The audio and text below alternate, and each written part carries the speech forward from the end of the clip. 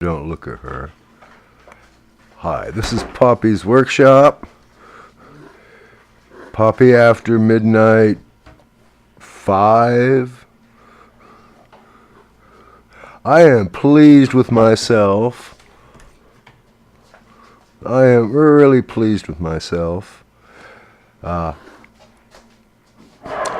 Last night I went and I machined this to this right here to approximately 10 thousandths excess metal condition for pressing in here. My back was hurting. I had 2 hours of footage, right? Perfect stopping time.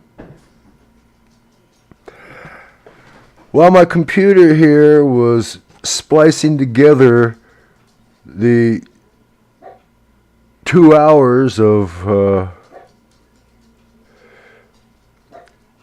doing this and what's inside a 3-jaw chuck, right? While this was putting that together, I went out to the shop and finished machining this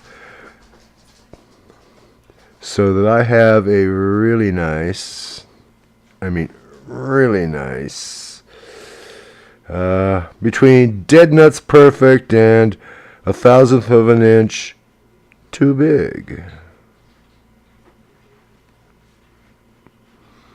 In other words, a nice press fit.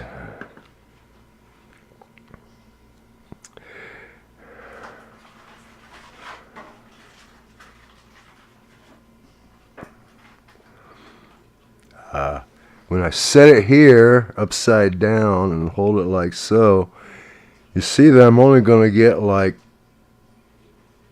200 thousandths more.